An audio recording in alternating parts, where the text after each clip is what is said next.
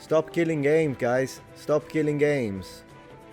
We're gonna talk about it today. Hopefully having a little bit of... Is the music too loud? I don't know. Hopefully we're gonna have an extensive discussion about this, and I've got a few interesting links for you and for me, and we're gonna look into this. I think it's a very... I've extensively looked into it, watched lots of videos, pros, cons, and at the end of it all, I'm absolutely 100% in favor of it, and I think we need to... I want to do my little... You know, it's not like I'm a big shot YouTuber, but I want a little contribution,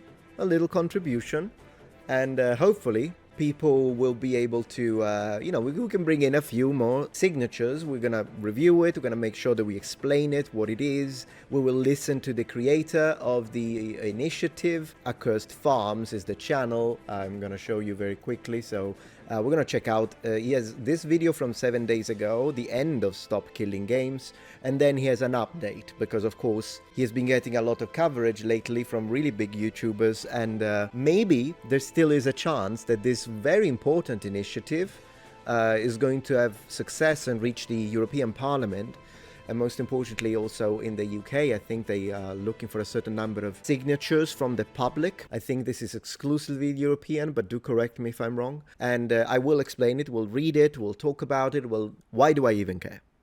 Why do I care, right? About preservation of games and making sure that they stay playable. But here is why. Here's why. Okay? Just to give you a little idea. I've been enjoying video games, ladies and gentlemen, since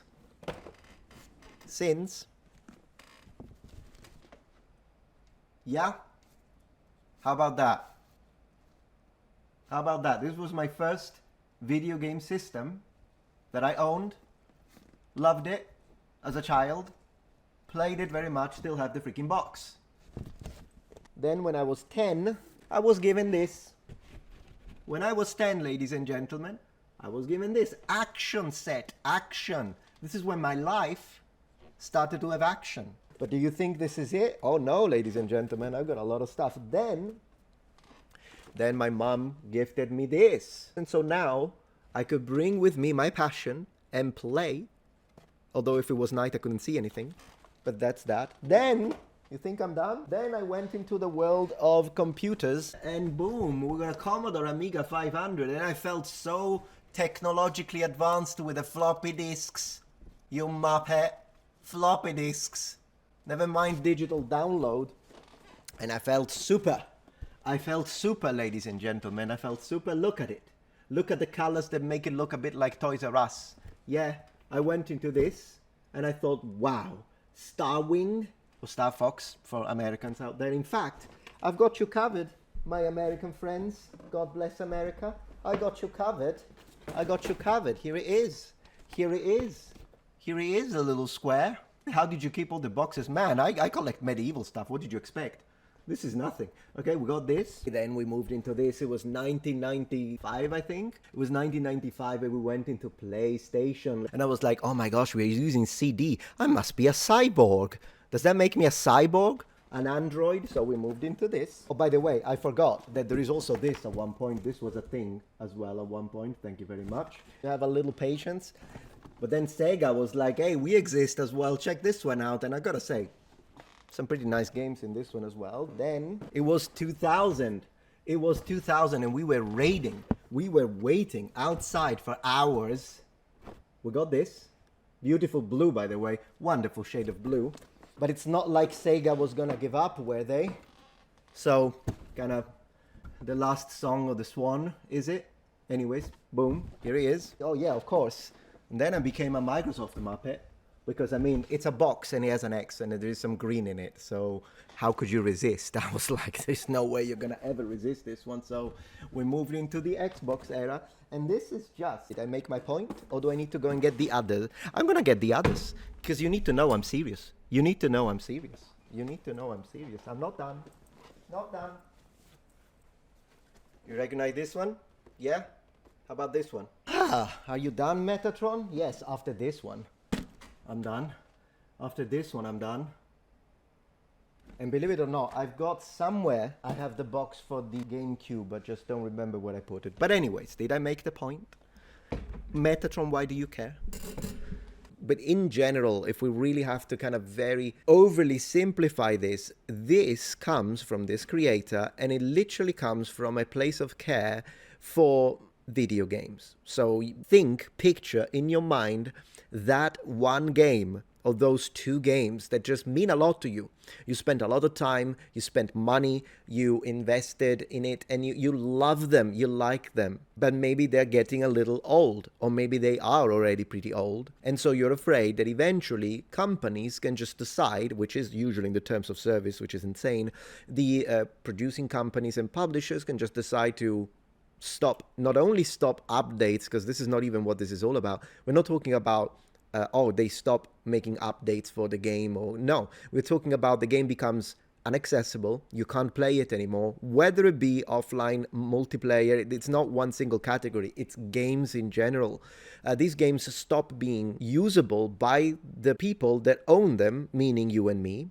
We paid for it. And so he's saying pretty much, again, I'm simplifying it, but the idea is he's trying to give you, as the consumer, more protections. This is all this is. It's been misrepresented a lot by this guy, so we'll address that. This guy here will address that. It has been misrepresented into, but technically, specifically, the reality is that this is really what it is. It's like, we don't want companies to be able to sell your product and decide at any time to just prevent you from accessing that product. It's as simple as that. And due to the fact that when it comes to certain games, these products are also forms of art, if you really ask me. So yeah, I support it very much. So come on, show me the fabric of your fiber. Hopefully this thing works, this thing happens, because it does come from the place of someone that I think is similar to me. This guy here. We both have long hair. Everyone has long hair, by the way. He has long hair. He has long hair. I have long hair. He has long hair. Asmongold has long hair. He doesn't. But what's going on with the long hairs? Are we going to conquer the world? Is this like somewhere? Whatever. Yeah, I think he's very similar to me in the sense that he really is doing this, not because he's trying to do something weird. What is he trying to do? No. He's just trying to preserve your rights as a customer, as someone who buys a product, loves a games, and just doesn't want to see company to be able to destroy their games. And he just wants to make sure that these games that we love stay in a playable state. He's not asking for crazy stuff. He's not asking for, you need to now rebalance completely No, it's like a lot of games, there are servers that can, like for instance, Valheim can be run on private servers. It's already a thing. So he's not asking for anything weird. He's just asking for, let's preserve these games. And I think that this is an important initiative. But yeah, customers, I'm buying a product, okay? Companies should not get away with the kind of stuff where you are agreeing to agree to this, and then you agree, and the stuff that is in there, apart from the fact that no one reads them, and I think they know that, which is why the lawyers add nonsense. They're like, we can terminate this service, and we can prevent you from using this game that you paid for, and we don't need to have a reason for it. I mean, excuse me, since when? Since what? I mean, this wouldn't fly in any other category of business or whatever service that companies are providing, and yet in the gaming space, a lot of stuff happens. And really, if this happens, guys, this could be the beginning, the first step, an important step, first step for man, to begin to start getting some rights, because otherwise they're going to be like, you don't own anything. I'm giving you a license. The cartridges are empty. They've got a download code. It's like, it's going into a horrible direction, isn't it? And as someone who loves the preservation of physical copy, which I would love it to be always an option for me, by the way. But in general, this idea that I'm given a license that allows me to basically rent the product indefinitely until that it definitely comes to an end, because the company decides, you know what, you're not going to play this anymore. Like, it doesn't make sense. It should be like it was in the 80s and the 90s. You buy the product, you have the game. It's basically the same way as it was when you would buy a board game. Can you imagine? I buy the board game, but it just all turns blank if the company stops. Like, it doesn't make sense. It's not right. This is the European Citizens Initiative, and then we'll read the objectives. This is the UK petition. Yeah, UK government and parliament. And to be honest, this one is halfway through. So if you're in the UK, this is already halfway through. They only need, you know what I mean, compared to 1 million, they only need 100,000. And this will reach, I think, the government. So yeah, the parliament. So we'll look that, but here it is. So to begin, stopkillinggames.com. Let's read how they explain it. Open quotes, "Stop killing games," close quotes, is a consumer movement started to challenge the legality of publishers destroying video games they have sold to the customers. How can this be misunderstood by its software is beyond me. This is crystal clear English.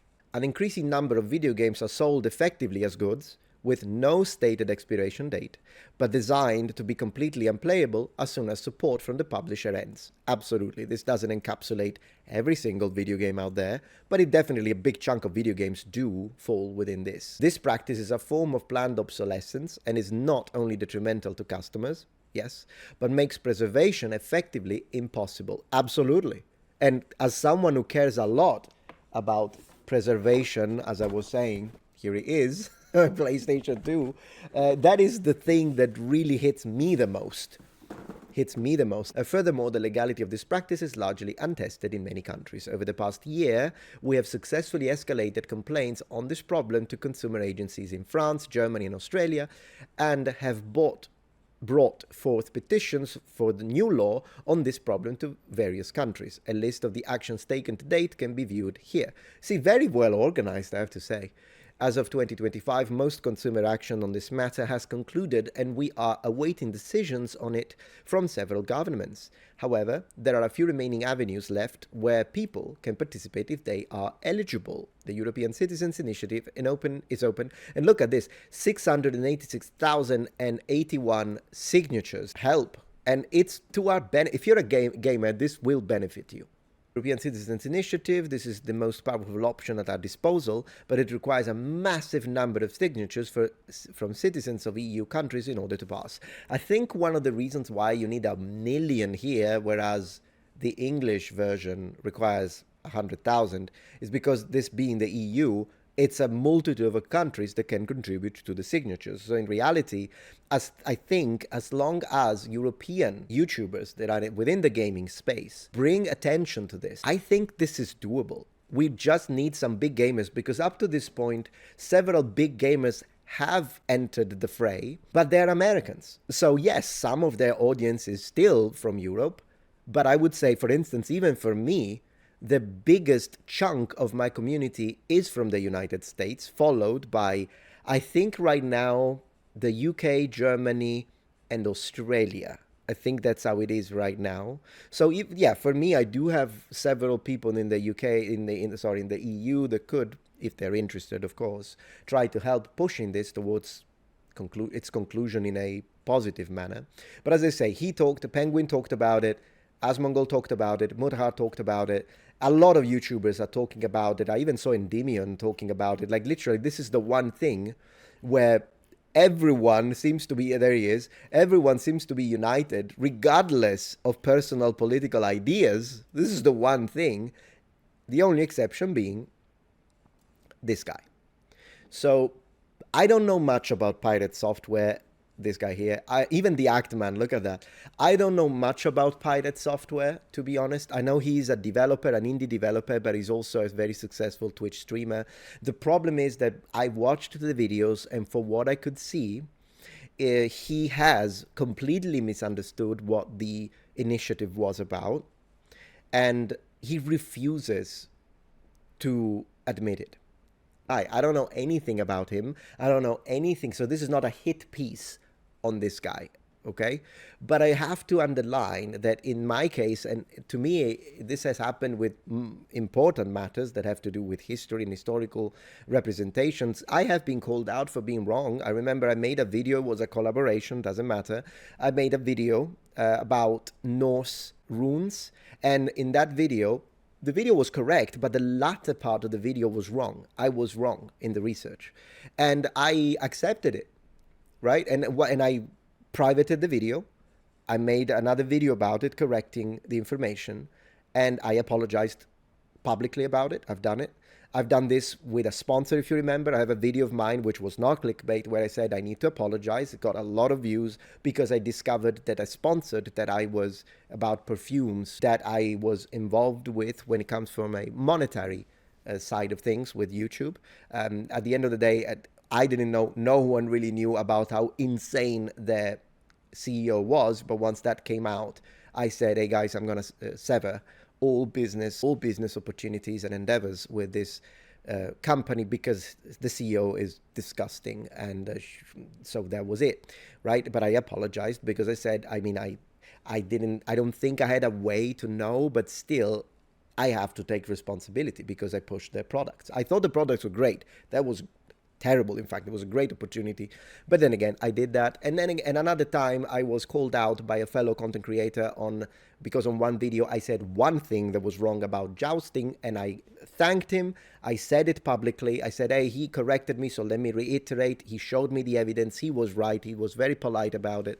And I cut it out. So the video is still up because it was only a little thing. So I don't know why this person is clearly being debunked. He was clearly wrong. He just does not accept it. I guess it's a personality thing at this point. I'm not sending hate towards. In fact, please don't harass this creator. If you want to do something positive. And because what he did, his coverage halted the momentum that the initiative had. But now a lot of YouTubers are saying this, and luckily the momentum started again. And I think we saw 200,000 views just in a few days, signatures just in a couple of days. And I believe that there is still a shot, but the initiative has to get these new 300,000 signatures by the end of July. So it's 1 month left. You don't need to live in the EU to sign, just be a EU citizen, then I will sign.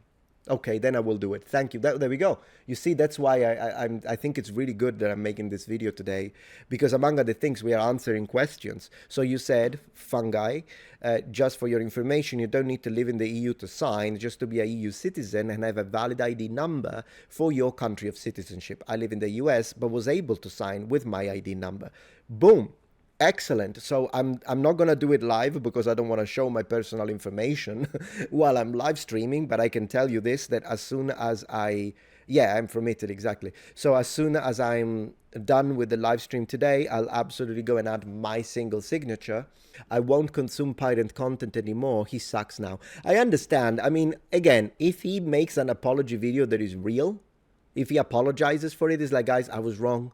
I misunderstood, and my ego, because at this moment it really looks like an ego problem. My ego prevented me from accepting it, but now that I watched all the videos, I agree, I was wrong. And then he could actually make a video and say, he doesn't even have to agree with it. That's what I would like to say. Like, he could say, now this is how it is. Well, maybe I would drop it. He shouldn't try to explain it. But he could say, hey, here is a section where the initiator explains it, rather than him trying to explain it, because he failed at that multiple times. He could say, here's what he says, and then if you guys like it, go support it. If you don't like it, don't support it. And then he doesn't even have to agree with it. It's not like anyone is asking him to change his mind. It's absolutely his freedom to say, hey, I don't like the initiative. I don't want people to be able to have access to the game. So maybe he doesn't like whatever it is that he doesn't like. I don't know. If he does that, I can change my mind about the guy. Everyone makes mistakes. You say he just won't, just like he did last time. It's possible, but never say never. Oh, he's mute. So sorry. Apologies. Man, I took away his freedom of speech. What about freedom of Metatron? Why are you taking away his freedom of speech, Metatron? Let's go. Hello. Hello. This is probably the final update to the Stop Killing Games campaign. It wasn't. Though I'm coming at you a little bit like a time traveler would. It'll make sense in a minute. As a refresher, Stop Killing Games is a consumer movement to stop publishers from effectively destroying video games they have already sold to customers. Yeah.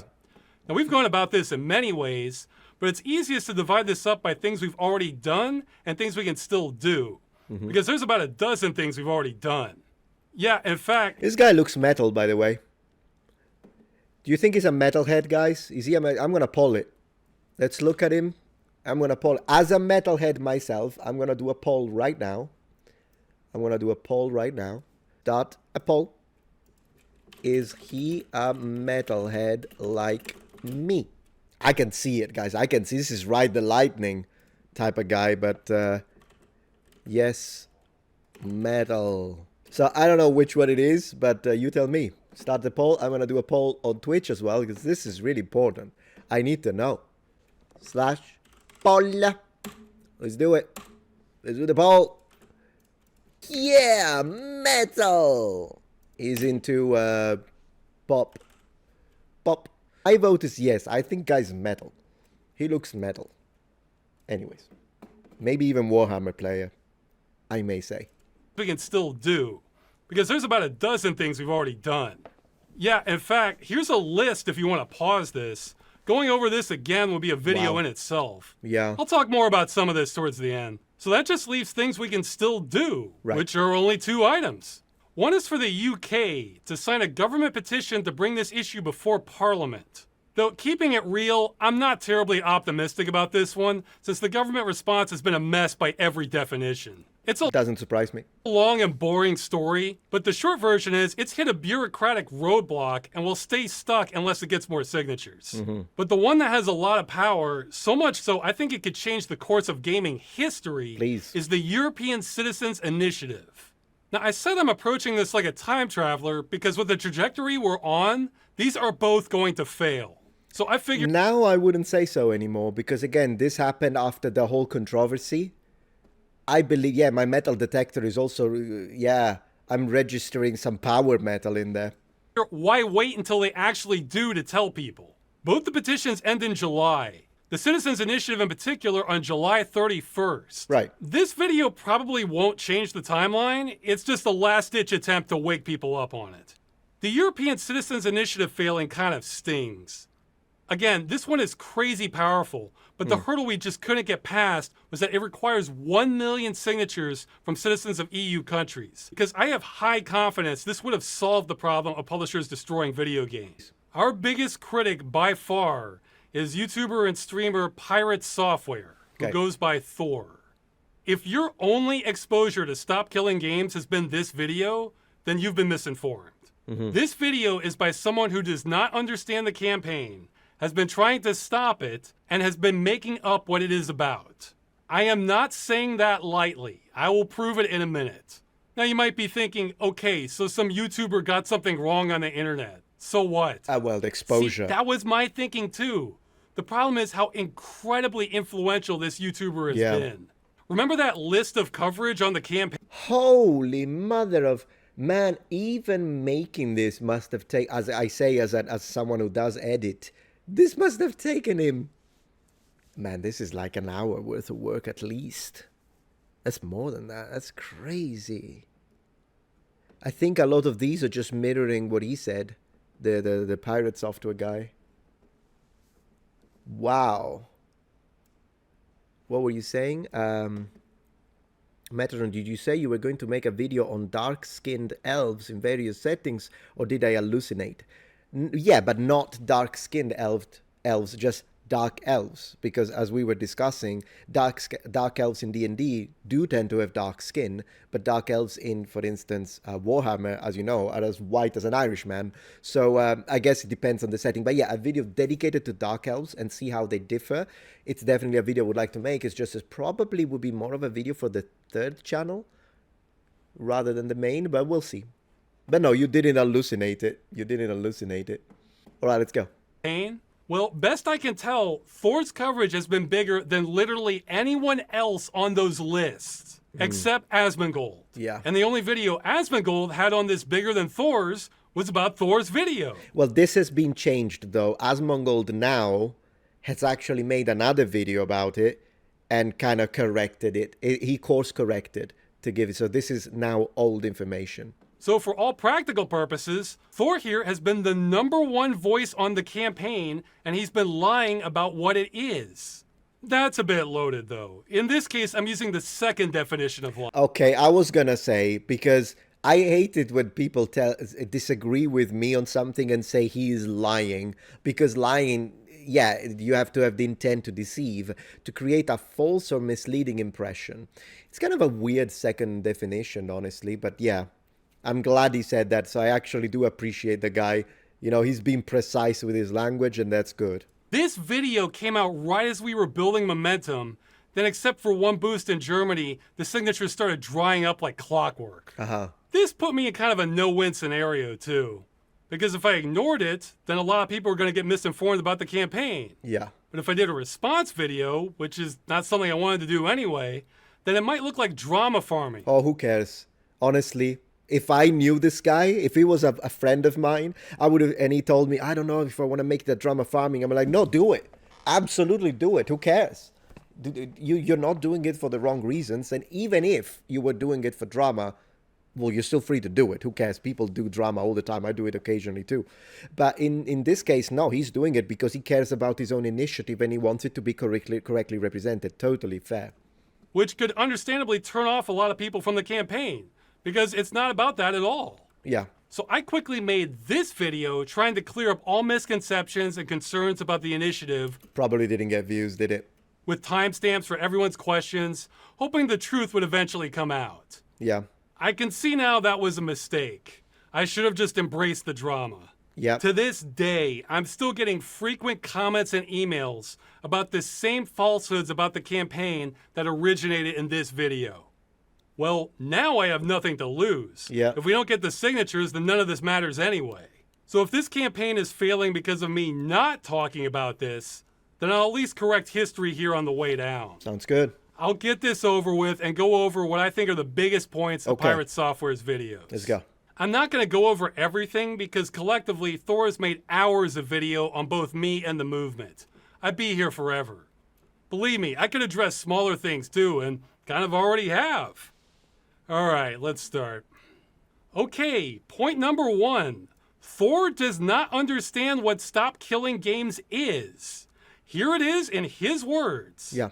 So for those who don't understand, the Stop Killing Games initiatives is basically, we don't want single-player games No. to have... Yeah, already there was no single-player games in the whole thing, and I read it 15 seconds ago. DRM that the developers can turn off and thus render the single-player games inactive anymore. This is what they want to change. They need to be specific that they're talking about single-player games that do not need a server to support them. No. And as much as they want it to be about specifically games, He likes the word where it is specific. a single-player game that has always online functionality, it would impact every live service game that exists. Instead of just targeting single-player, always online games. No, that's not what it is. Stop Killing Games includes single-player games, but nothing about it is specific to them. That's exactly how I interpreted it, and I just read it a second ago. And even the first time I read it, obviously it's not just... That was obvious. I mean, after the first video, I think the guy should have asked him, to be honest. The guy meaning Pirate Software. He completely made that up, and I have no idea where he got that impression. This is what I mean. It's harder for gamers to understand this because they come with so many assumptions. Yeah. It's like that saying about doctors being the worst patients. So let's clear this up. Okay. It's the first line on the website. Stop Killing Games is a consumer movement started to challenge the legality of publishers destroying video games they have sold to customers. That is as clear as crystal, my friends. But the movement includes all this stuff from earlier, and he was mostly talking about the initiative. Well, the short version is the initiative is about requiring publishers to have end-of-life plans for games they've sold to customers in the future. So when they shut them down, customers can continue running them without their support. Customers can continue running them without their support. I absolutely appreciate that. I absolutely appreciate that. The long version depends on what kind of transaction is being made. As you can see, it's not easy to explain in a soundbite. But if you notice, we don't make a distinction between single-player and multiplayer games. Yeah. That's because the law doesn't either. So why make this even harder? Of course. Both the movement and the law are making distinctions on how games are sold. Also, Yeah. that part he said about it affecting all live service games, yes and no. It would affect most live service games in the future, but the initiative is not retroactive. So that's one Right. thing Thor doesn't understand, but he also seems to think this is about... See, the initiative is not retroactive, but it would protect the stuff from now on that you love. So it's not that... It's complicated, complex, but it's not so intricate as to have to branch out into, oh my gosh, what about all the millions of games? It's not. I really think it's great, personally. converting multiplayer games to single player. Once again, he made that up, and I have no idea why he thought that.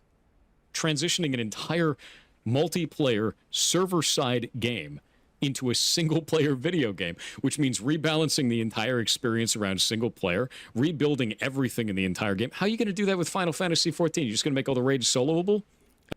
Are you having a stroke? Yeah, I think he just made that one up completely. Yeah, of course, that would be unthinkable, but no, that's not the idea. Obviously, no one is expecting a multiplayer game to become...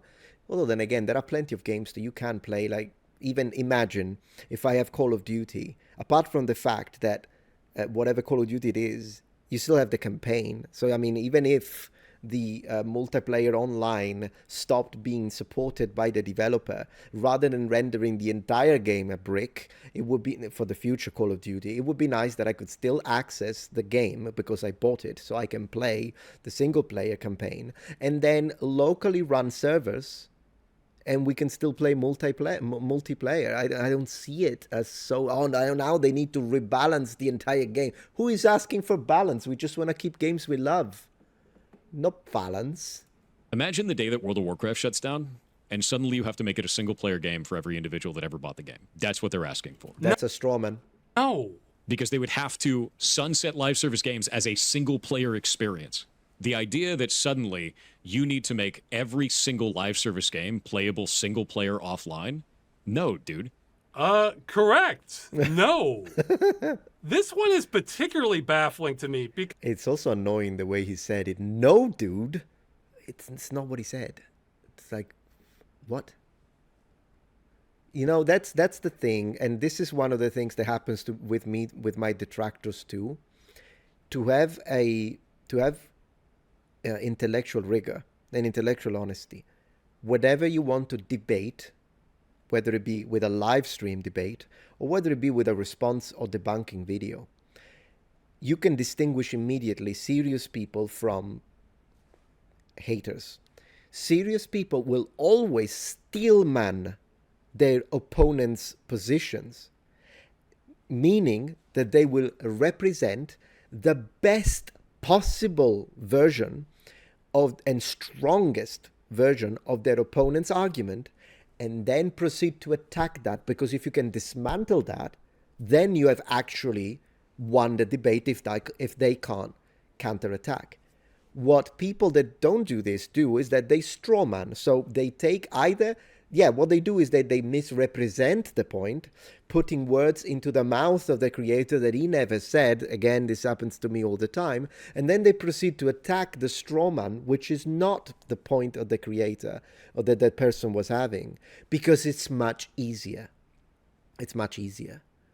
And so that's what it is. And a simpler, less sophisticated version of this is when people, like, for instance, I'm talking about Cleopatra, and I'm saying, let's look at the lineage of Cleopatra and let's try to figure out what makes more sense when it comes to where she was from. And then people take that and add in the comments, so are you saying you don't want any person of color to ever appear on screen? Is that what you're saying? And then they proceed to shame and say, well, that's stupid, thinking that is racist and it's wrong. And I'm like, I agree, but that's not my point.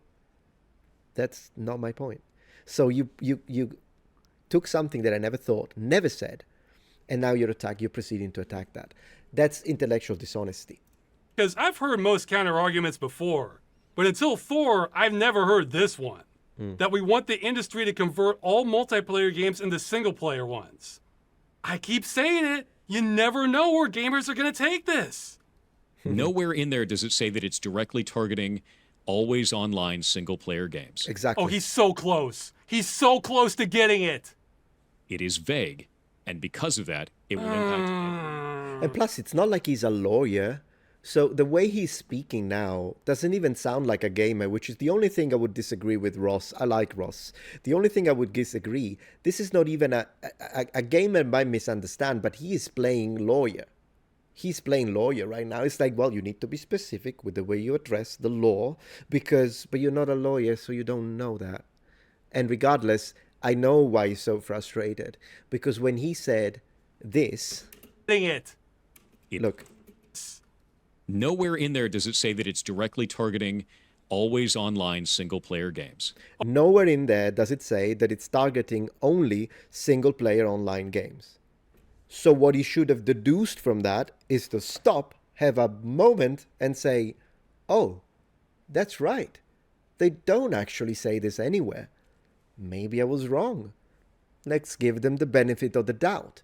Maybe they don't mean it since it's nowhere. He doesn't do that and instead decides, well, they're not being specific and it's too vague. I think this is why this guy is so angry about it. Yeah, look at that. There we go, more information here. Ross has criminal justice degree and worked with lawyers to be precise. Opposite of vague, exactly. I think it's very precise. Absolutely. Oh, he's so close. He's so close to getting it. It is vague, and because of that, it will impact. He never has that light bulb moment. Well, he is correct in that statement. It's almost as if that's not what the initiative is asking for. But those were his streams with a smaller audience. What does he say in his big YouTube video with over 1 million views that he had time to research? That's right. So that was from the live stream. And that's why I say I often don't tackle important matters or matters that can be used against me, even if they're trivial, during live streams, because, if you haven't had time to really think about it, you might not have. But when you have a full researched video and you still make the same mistakes, then I'm not saying you're doing it on purpose, but I'm saying you are... Yeah, he's completely misunderstanding, yeah. If we're trying to kill off the practice of developers putting together a live service game, pitching it as a single-player experience, and then taking away support in the future... Now he's changed it again and is making up how it's about single-player games are advertised. What is he doing? It needs to be specific about the business practice it's trying to defeat, which is specifically companies that are doing this under the guise of it being a single-player game, but adding online-only functionality that is not necessary and doesn't add any gameplay elements. That's the problem. No, that's not it at all. And there are some people that will say, well, just make it all single-player. Like well, you? I've explained that doesn't make any sense in the first place. If you're making it all single-player, you'd have to carve off all of that, and it's developer time and money. These are two different ideologies, and that's okay to have two different ideologies. I just won't agree with it. But those aren't the ideologies. Nothing in the initiative is asking to convert games to single player. Nowhere in there does it say that it's directly targeting always online single player games. Yeah, so why does he keep bringing it up? This is a total red herring. If we don't like the idea of live service games as a whole, I get it. Don't play live service games then. Don't agree to those terms. No, he's getting a new thing wrong now. We're not against them existing. We're against them being destroyed with no recourse for the customer. Yeah. Just use logic. If we didn't like them in the first place, why would we care if they're being destroyed? He says he gets it, but he doesn't. Let's talk about the actual bad business practices. In the case that a studio is making a live service game and they sell it to you as a product, they say that you are purchasing the game or you are buying the game, when in reality you're actually purchasing or buying a license to that game. I think that we should be fighting about that. The initiative is not trying to call that out specifically. It's trying to say that all games need to stay in a functionable, playable state. Yes! Which is not calling out the language that is being used to manipulate the player. Call that out specifically. Okay, I don't know if he's doing this intentionally. I'll be charitable and assume he's not. Yeah. But this is some serious obfuscation. He's complaining that the initiative isn't focused on another topic he made up.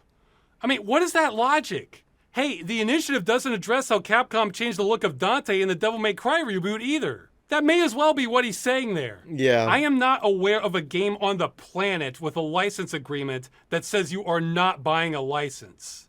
Our problem is not with licenses failing to inform people. Blizzard says they can take away your purchase for no reason. That sounds pretty clear to me. And that's nonsense. There has to be a reason for people, for a company to take away something you purchased with your hard-earned money. It's good. This is good for us. So, you love Mosquito Metatron, yeah.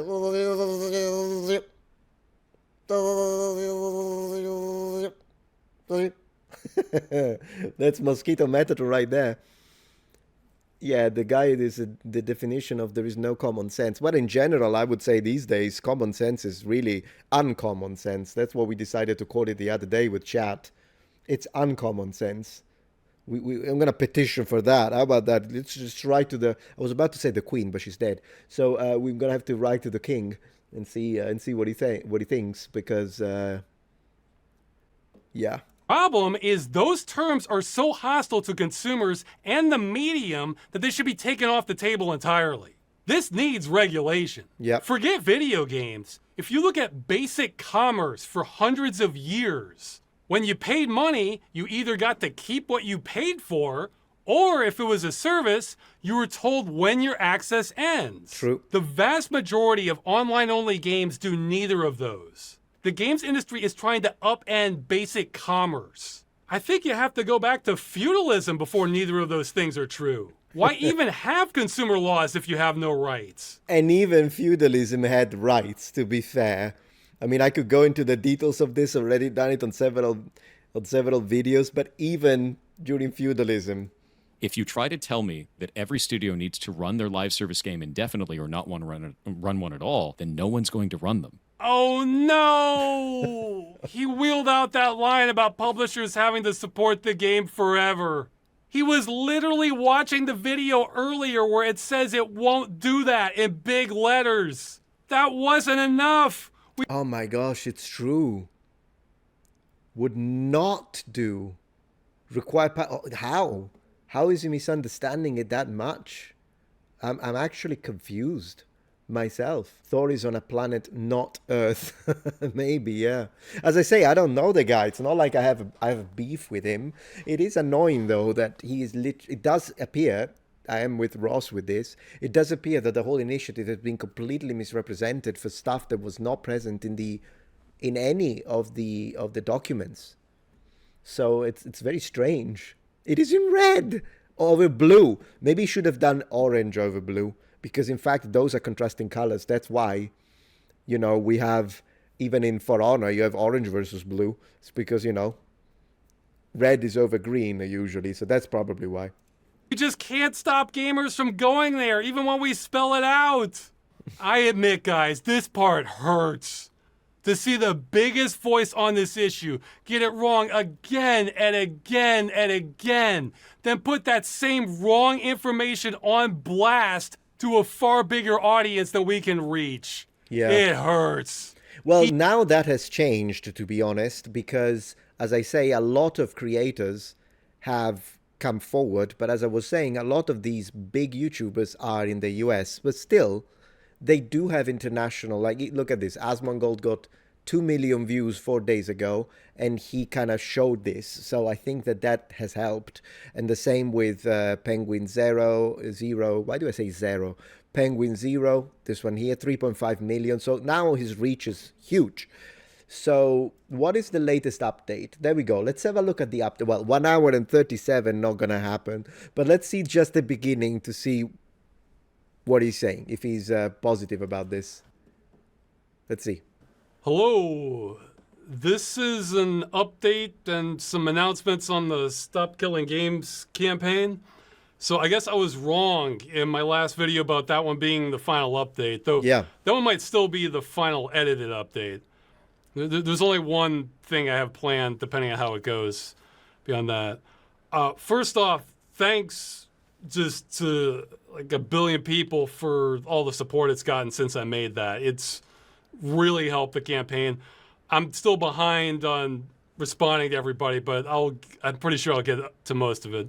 As long as they do it, it will be good, because then you're like, oh, I love this game, and now I know that I bought the game, I'll be able to play it. Even if the developer at one point, for reasons that can make sense, if they're not making a profit off of the game anymore after a few years, sometimes even after a month, some games have failed that quickly, but maybe you loved it. Maybe you still loved it. Well, then you can play it. It's not a brick. That's really all he's asking. And there are a lot of sub-notes and some things that have to do with the matter of the law. But yeah, the general idea is this. Once you buy a game and you love it, you can play it.